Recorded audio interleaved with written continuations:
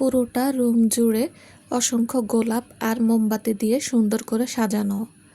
মোমবাতির আলোতে রুমটা কিছুটা আলোকিত। রুম জুড়ে আলো আর অন্ধকারের এক অদ্ভুত সংমিশ্রণ দেখা যাচ্ছে। রুমের চারদিকে গোলাপ ফুলের সুঘ্রাণ ছড়িয়ে আছে। সব মিলিয়ে রুমে এক রোমান্টিক পরিবেশের সৃষ্টি হয়েছে। রুমের কোনায় থাকা সোফায় অ্যারন বসে আছে, হাতে তার ওয়াইনের গ্লাস। অ্যারন গ্লাসে থাকা লাল পানীয় পান করতে ব্যস্ত। সদ্য শাওয়ার নেওয়ায় অ্যারনকে এই রূপে দেখলে যে কোনো নারী মোহিত হতে বাধ্য হবে।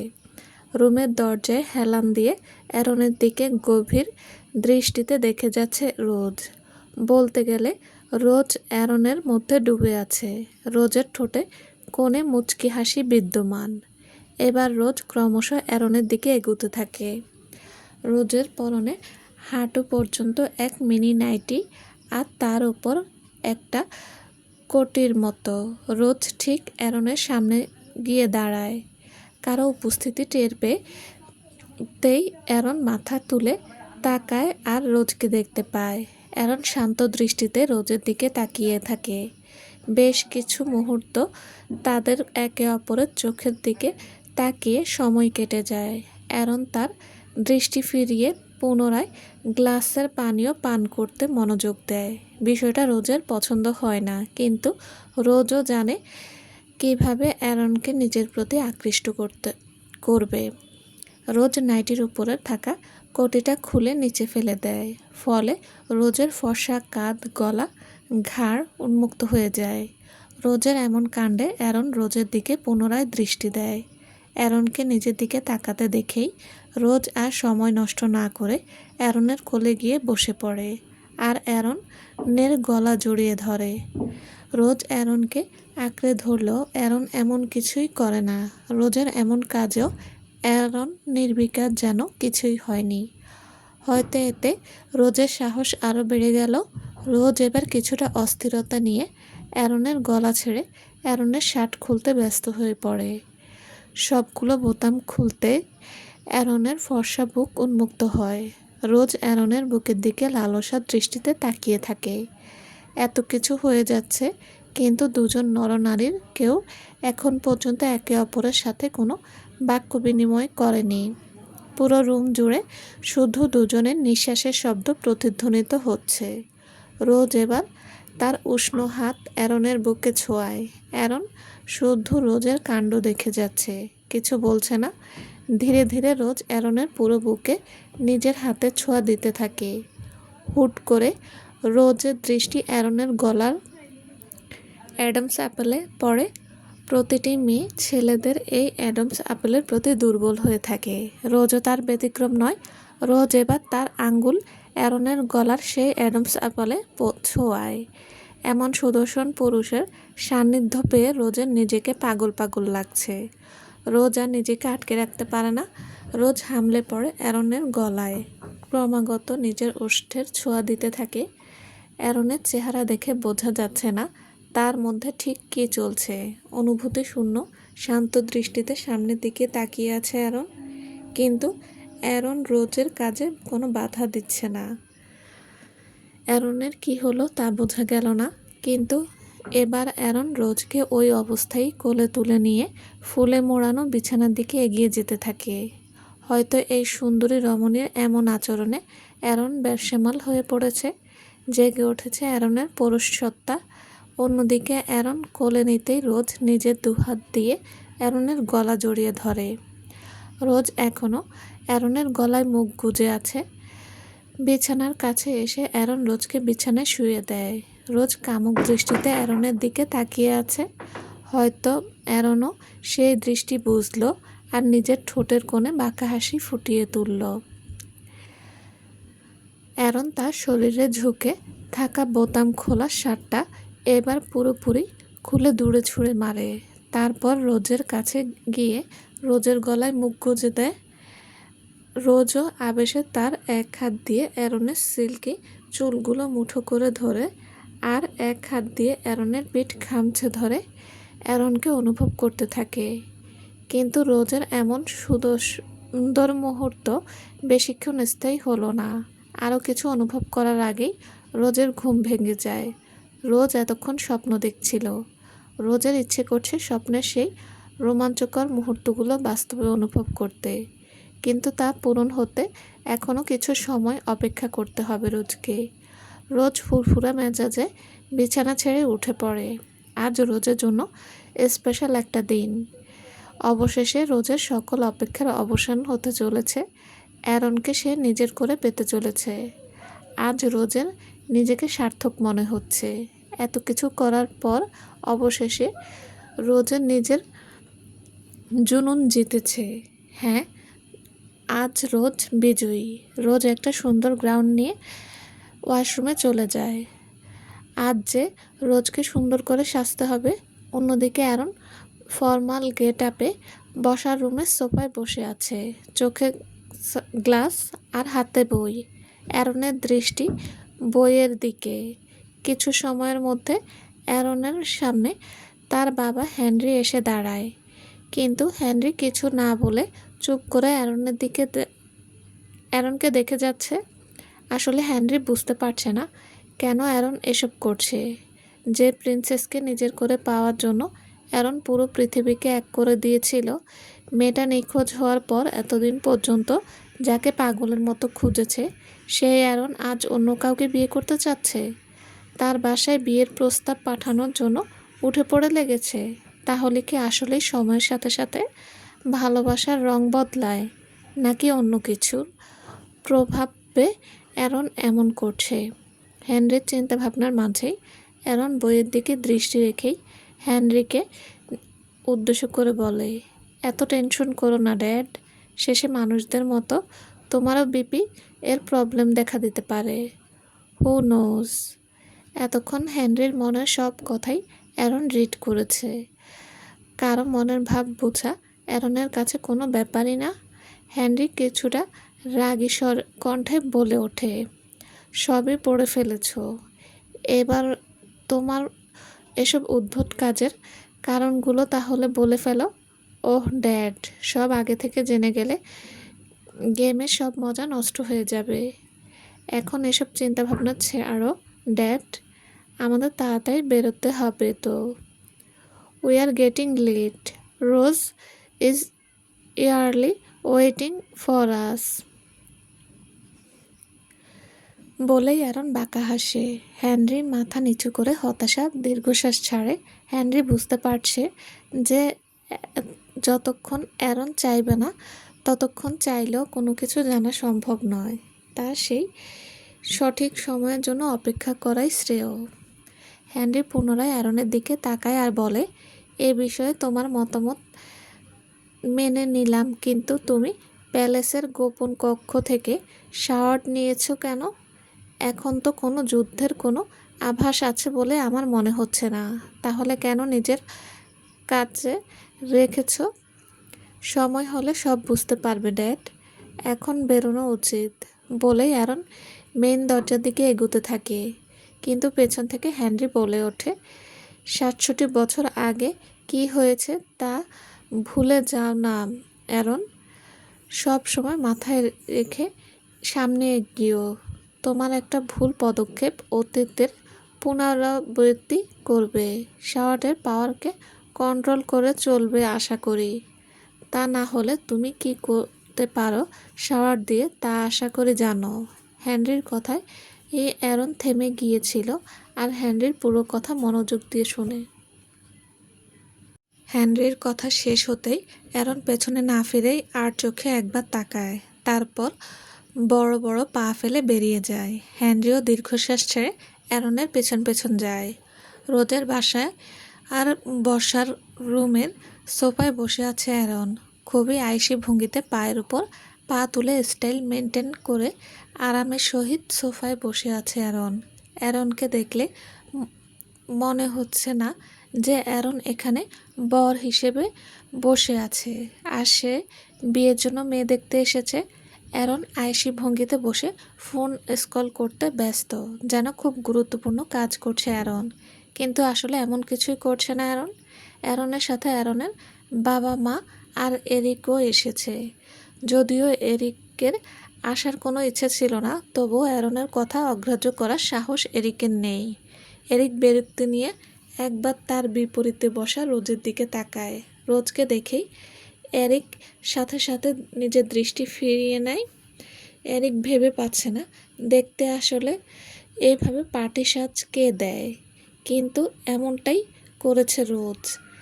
এতে যে রোজকে খারাপ লাগছে এমন নয়, রোজকে যথেষ্ট সুন্দর লাগছে। অ্যারন ঠিক সামনের সোফায় রোজের বাবা বসে আছেন। রোজের বাবার দৃষ্টি অ্যারনের ওপর। রোজের বাবা খুঁটিয়ে খুঁটিয়ে অ্যারনকে পরখ করেছেন, যেমনটা উনি পুলিশ স্টেশনে ইনকোয়ারির সময় কোনো সন্দেহজনক ব্যক্তিকে সাধারণত করে থাকেন। আসলে অ্যারনের এমন আচরণ রোজের বাবার পছন্দ হচ্ছে না। তার শুধু একটা কথাই মনে হচ্ছে, আদৌ কি অ্যারন বিয়ের প্রপোজালের জন্য এসেছে নাকি বিজনেস ডিল করতে এসেছে। রোজের বাবা পিটার অ্যারনের থেকে নজর সরিয়ে অ্যারনের বাবা হেনরির দিকে তাকায় আর বলে, রোজ কাল রাতেই আপনাদের আসার কথা বলেছে আমাকে। রোজ অ্যারনকে পছন্দ করে আর পুরোটা জীবন অ্যারনের সাথে কাটাতে চায়। বাবা হিসেবে আমার কোনো সমস্যা নেই। আর অ্যারন এত ফেমাস একজন রাইটার, অ্যারনকে কেই বা মানা করার চিন্তা করতে পারে। পিটারের কথায় অ্যারন শুধু একবার চোখ তুলে পিটারের দিকে তাকায়, তারপর দৃষ্টি ফিরিয়ে পুনরায় ফোনে মনোযোগ দেয়। এদিকে পিটারের কথা শুনে হেনরি কিছুটা বিব্রত অবস্থায় পড়ে যান। হেনরি আর চোখে একবার অ্যারনকে দেখে নেয়, তারপর ভদ্রতার খাতিরে হেসে পিটারকে বলে, এখন যেহেতু ছেলে মেয়ে রাজি আছে, তাহলে আমরা অভিভাবক আর বাধা হয়ে দাঁড়াবো কেন বলুন। ওরা যেহেতু একে অপরকে পছন্দ করেই ফেলেছে, এখন বিয়ে বাকি ফাংশন সব সিদ্ধান্ত না হয় ওরাই নিক, আমরা না হয় অ্যাটেন্ড করলাম শুধু। বলেই হেনরি একটু জোরে হাসলো, যাতে পরিস্থিতিটা সামলে যায়। অ্যারন ঠিকই বুঝতে পারছে তার বাবা কথাটা তাকে উদ্দেশ্য করে বলেছে, কিন্তু এতে অ্যারনের কিছু যায় আসে না। অ্যারন এবার ফোনটা পকেটে ঢুকিয়ে সোজা হয়ে বসে আর পিটারের দিকে দৃষ্টি দেয়। অ্যারন কোনো জড়তা ছাড়াই গম্ভীর্যের সাথে বলা শুরু করে, মিস্টার পিটার, আমি চাচ্ছি ডেস্টিনেশন ওয়েডিং করতে। আপনি জানেন আমি একজন সেলিব্রিটি আইকন। সবার নজর আমার উপর। আমার বই, আমার লাইফস্টাইল, অ্যাফেয়ার, এর সব কিছু নিয়েই সবার আগ্রহের শেষ নেই। তাই আমি ওয়েডিংটা ও স্পেশাল হওয়ার ইম্পর্টেন্ট। আশা করি বুঝতে পেরেছেন। অ্যান্ড ডোন্ট মাইন্ড আপনাকে মিস্টার পিটার বলে ডেকেছি দেখে। Actually you look so young. আপনাকে দেখলে মনে হয় না আপনি এক মেয়ের বাবা।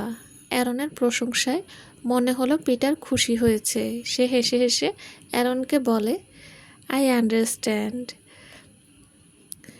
তা কোথায় ওয়েডিংটা করার প্ল্যান করেছো? ফ্লোরিডা। বলেই অ্যারন সবার অগোচরে বাঁকা হাসে। তারপর অ্যারন আবার বলা শুরু করে, অ্যাকচুয়ালি আমার তেমন ফ্রি শিডিউল নেই, তাই আগামী 5 দিনের মধ্যে আমাদের ওয়েডিংয়ের ঝামেলা শেষ করতে চাচ্ছি। আশা করি আপনার কোনো সমস্যা নেই এতে। অ্যারনের এমন কথায় রুমে উপস্থিত সবাই বিস্ময়ে চোখ বড় বড় করে অ্যারনের দিকে তাকিয়ে থাকে। এদিকে অ্যারনরা আসার পর রোজের দৃষ্টি সেই শুরু থেকেই অ্যারনের উপর ছিল। অ্যারনের এই প্রস্তাবে রোজ সব থেকে বেশি খুশি হয়। পিটার নিজেকে ধাতস্থ করে আর খানিকটা কেসে অ্যারনকে বলে, আমার কোনো সমস্যা নেই, কিন্তু এত তাড়াতাড়ি সব কিছু অ্যারেঞ্জমেন্ট কীভাবে সম্ভব? You don't have to worry, I will handle everything. Okay, তা কবে ফ্লোরিডা যাচ্ছে সবাই? আজ রাতের ফ্লাইটে। এবার যেন সবাই আকাশ থেকে পড়ে। অ্যারন সবাইকে যে একটার পর একটা শক দিয়ে যাচ্ছে, তা সবার হজম করা কঠিন হয়ে পড়েছে। পিটার অ্যারনকে বলে, তুমি মেবে জানো আমি পুলিশে আছি, তাই আমি চাইলেও এতদিন লিভ নিতে পারবো না। আমি বিয়ের একদিন আগে পৌঁছে যাব। রোজের সাথে রোজের কিছু ফ্রেন্ড না হয়ে যাবে আপাতত, আর রোজের মমকে আমি জানাবো রোজের বিয়ের ব্যাপারে। রোজের মা পৌঁছে যাবে ওখানে। পিটারের কথা শেষ হতেই অ্যারন দাঁড়িয়ে পড়ে। অ্যারনকে দাঁড়াতে দেখে পিটারও দাঁড়িয়ে পড়ে। অ্যারন কিছুটা এগিয়ে নিজের হাত বাড়িয়ে দেয়। পিটারও সময় নষ্ট না করে অ্যারনের সাথে হ্যান্ডশেক করে। হাত ধরা অবস্থায় অ্যারন বলে, thanks mister Peter, see you soon. Yes my boy. Aaron নিজের হাত ছাড়িয়ে নেয় আর কাউকে পাত্তা না দিয়ে চলে যাওয়ার জন্য পিছনে ফিরে সামনের দিকে পা বাড়ায়। অ্যারন শয়তানি হেসে মনে মনে বলে, get ready for date game, I am coming baby. নিস্তব্ধ প্রকৃতি, রাতের নিকষ কালো অন্ধকার। জঙ্গলের বড় বড় গাছগুলো মাথা উঁচু করে দাঁড়িয়ে আছে। মনে হচ্ছে জঙ্গলের অসংখ্য রহস্যকে গাছগুলো আড়াল করে রেখেছে। এই জঙ্গলের প্রতিটি কোনায় কোনায় অজানা কত রহস্য চাপা পড়ে আছে। এসব রহস্য ভেদ করা সাধারণ কোনো মানুষের পক্ষে অসম্ভব। জঙ্গলের গাছপালার ফাঁক ফোকর দিয়ে তীব্র গতিতে দৌড়ে যাচ্ছে এক নেকড়ে। নেকড়েটা জঙ্গলের শেষ প্রান্তে ঠিক একটা গুহার সামনে এসে থামে। গুহার সামনে এসেই নেকড়েটা মানুষ রূপ ধারণ করে। পৃথিবীতে এমন অনেক অদ্ভুত ঘটনা আছে ঘটে যাচ্ছে যা আর কোনো সাইন্টিফিক্যাল ব্যাখ্যা নেই। এমন সব অপ্রকৃত ঘটনা মানুষের অগোচরে প্রতিনিয়ত ঘটে যাচ্ছে, যেসব ঘটনা মানুষ চিন্তাও করতে পারে না। নেকড়ে রূপী মানুষটা কিছু অদ্ভুত শব্দ উচ্চারণ করতেই গুহার সামনে থাকা পাথর সরে যায় আর সেই লোকটা গুহার ভেতরে প্রবেশ করে। লোকটা প্রবেশ করার পর এই গুহার প্রবেশদ্বার আবার আপনা আপনি বন্ধ হয়ে যায়। লোকটা নিজের জল জল চোখে সব কিছু পরখ করে নেয়। লোকটা সেই জল জল করা চোখ দুটো মনে হচ্ছে লাইট, যার সাহায্যে সে অন্ধকার গুহার সামনে এগোতে থাকে। কিছুটা পথ এগোতেই গুহার ভেতরটা আশেপাশে মশাল জ্বলতে দেখাতে পাওয়া যায়। মশালের আলোয় গুহাটা আলোকিত হয়ে আছে। যে গুহাটাকে এতক্ষণ জীর্ণশীর্ণ ময়লা আবর্জনা ঘেরা একটা জায়গা মনে হচ্ছিল, কিন্তু আরেকটু সামনে এগোতেই গুহার চিত্র সম্পূর্ণ ভিন্ন রূপ ধারণ করে। জায়গাটা এক বড় কক্ষের মতো, যেখানে রাজকীয় আসবাবপত্র আর শোপিসে দিয়ে সজ্জিত। সকল ধরনের সুযোগ সুবিধার ব্যবস্থা কক্ষটাতে করা আছে। এই বিশাল বহুল কক্ষটাতে যে কেউ আরামে আয়েসে নিজের দিন যাপন করতে পারবে। এই কক্ষের মাঝে রাখা সিংহাসনের মতো দেখতে একটা কেদারায় বসে আছে এক যুবক। হাতে তার এক ফালি কাঁচা মাংস, যা সে খুব তৃপ্তির সাথে খাচ্ছে। নেকড়েরূপী মানুষটা এসে যুবকের সামনে এসে কুর্নিশ করে যুবককে সম্মান প্রদান করে। যুবকটি খাওয়া থেকে তার মনোযোগ সরিয়ে সামনে দাঁড়িয়ে থাকা লোকটার দিকে দৃষ্টি দেয়। যুবকটি নিজের ভারী পুরুষালী কণ্ঠে বলে ওঠে, কি জরুরি খবর নিয়ে আসলে টম? এমন কথায় লোকটা অবাক হয়ে তাকায় আর অবকাশের সুরে যুবককে জিজ্ঞেস করে, আপনি বুঝলেন কিভাবে প্রিন্স জ্যাক আমি যে গুরুত্বপূর্ণ খবর নিয়ে এসেছি? এত চিন্তা ভাবনা করে তোমার এই ছোট মস্তিষ্কে চাপ দিও না টম। যে গুরুত্বপূর্ণ খবর দিতে এত দূর এলে সেটা দিলেই খুশি হব। লোকটা মাথা নিয়ে সম্মতি জানিয়ে বলা শুরু করে, ভ্যাম্পায়ার প্রিন্স অ্যারন মিস রোজকে বিয়ের প্রস্তাব দিয়েছে, আর মিস রোজ সেই প্রস্তাব গ্রহণ করে নিয়েছে প্রিন্স জ্যাক। কথাটা জ্যাকের কানে পৌঁছাতেই জ্যাক হুঙ্কার দিয়ে তার হাতে সেই কাঁচা মাংসটা দূরে ছুঁড়ে মারে। তারপর রাগে ফুঁসতে থাকে। জ্যাকের এমন অবস্থা দেখে সামনে দাঁড়িয়ে থাকা লোকটা অবাক হওয়ার সাথে সাথে কিছুটা ভয়ও পেয়ে যায়। জ্যাক এবার দাঁড়িয়ে যায়, নিজের কপালে আঙ্গুল ঠেকিয়ে কক্ষে কিছুক্ষণ পায়চারি করতে থাকে, কিন্তু কোনোভাবেই নিজেকে শান্ত করতে পারছে না জ্যাক। শেষে প্রচণ্ড জোরে সিংহাসনের ন্যায় কেদারায় লাথি মেরে ফেলে দেয়। সামনে থাকা লোকটা ভয়ে কাঁপছে। জ্যাককে কিছু বলার সাহস পাচ্ছে না সে। জ্যাক রাগে চিবিয়ে চিবিয়ে চিৎকার করে বলতে থাকে। সেদিন মুখোমুখি লড়াই না করে এভাবে আমার দুর্বলতায় আঘাত করে তুই ঠিক করিসনি অ্যারন। মানছি রোজের সাথে অতীতের প্রথমে সব কিছু অভিনয় ছিল আমার, কিন্তু ধীরে ধীরে রোজকে আমি ভালোবেসে ফেলেছি। রোজ আমার সাথে রাগ করে আছে দেখে ওকে আমি সময় দিয়েছিলাম যাতে রোজ নিজের সব অভিমান আস্তে আস্তে ভুলে যায়, কিন্তু তুই এসে সব নষ্ট করে দিলি। আরে আমাকে হারাতে চাস তাহলে মুখোমুখি লড়াই করতি, কিন্তু না, তুই কাপুরুষ আর চরিত্রহীনের পরিচয় দিলি। কিছুটা থেমে জ্যাক তাচ্ছিল্য স্বরে বলতে থাকে, তুই নাকি তোর প্রিন্সেসকে পাগলের মতো ভালোবাসিস। এই তোর ভালোবাসার নমুনা। আসলে তুই শুধু ওই মেয়েটাকে সেই শুরু থেকে ব্যবহার করে যাচ্ছিস। ড্যাড সবসময় ঠিকই বলে এসেছে, অতীতে পাওয়ারফুল হওয়ার জন্য তুই ওই মেয়েটাকে ব্যবহার করেছিলি, কিন্তু তুই এতই নির্দয় যে ব্যবহার করার পরও মেয়েটাকে প্রাণে ছেড়ে দিসনি, বরঞ্চ এত সাহায্য পাওয়ার পরও তুই মেয়েটাকে নিজ হাতে মৃত্যু উপহার দিয়েছিলি।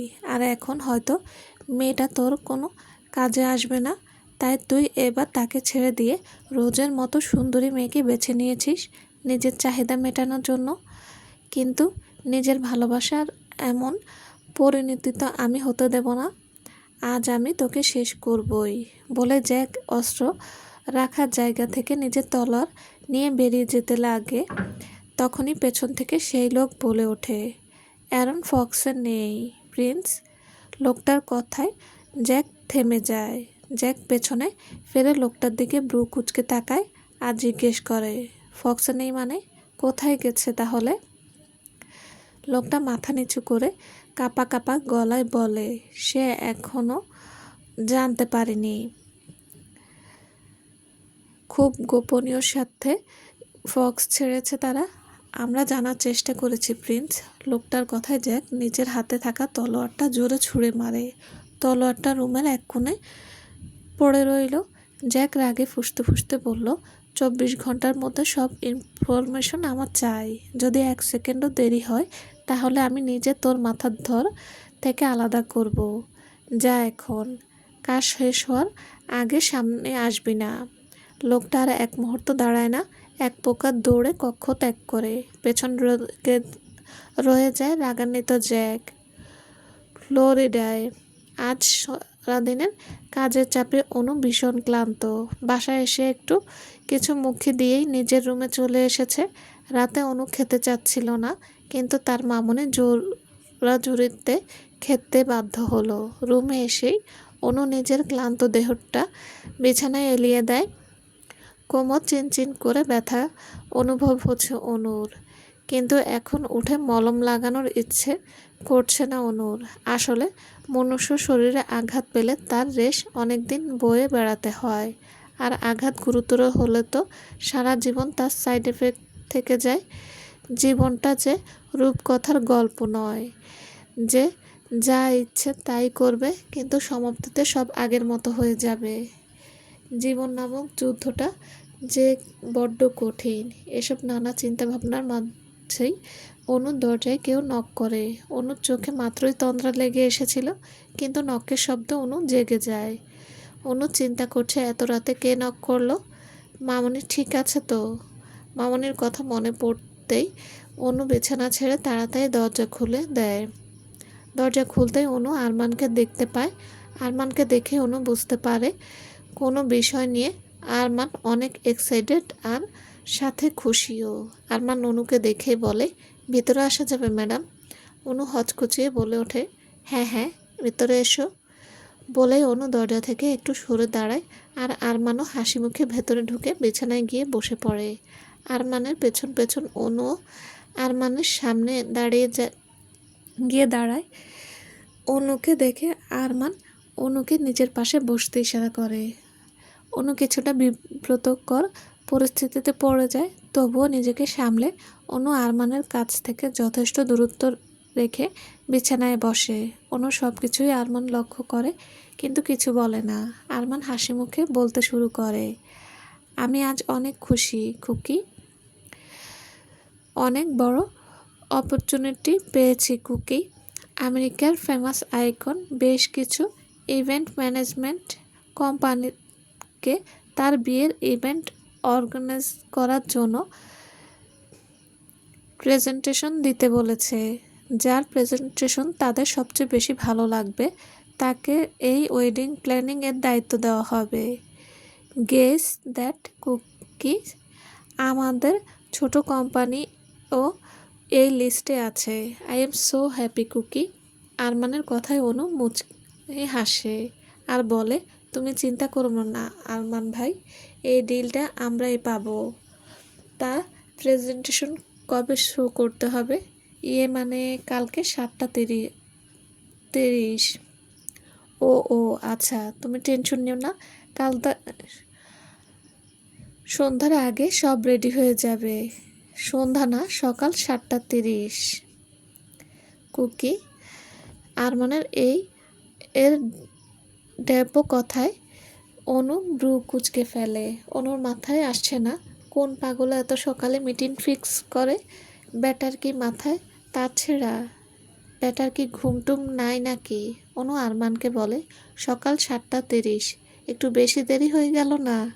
অনুর টিটকারিমূলক কথা শুনে আরমান মেকি হেসে বলে, আসলে ওনারা শেষ রাতের দিকে আসবে আর এসে একটু রেস্ট নিয়েই মিটিং করবে। বুঝতে পারছিস, বড়লোক মানুষ, বড়সড় ব্যাপার স্যাপার। আর শুনলাম 3 দিনের মধ্যে প্রি ওয়েডিং ফাংশন, তাই আরও তাড়াহুড়া করছে মেবি। বুঝলাম। আচ্ছা তুমি ঘুমিয়ে পড়ো এখন, আমি সব কিছু রেডি করে ফেলবো আজ রাতের মাঝে। কোনো চিন্তা তোমাকে করতে হবে না। না তা বললে তো হবে না। তুই আর আমি দুজনে মিলে কালকের প্রেজেন্টেশন রেডি করব।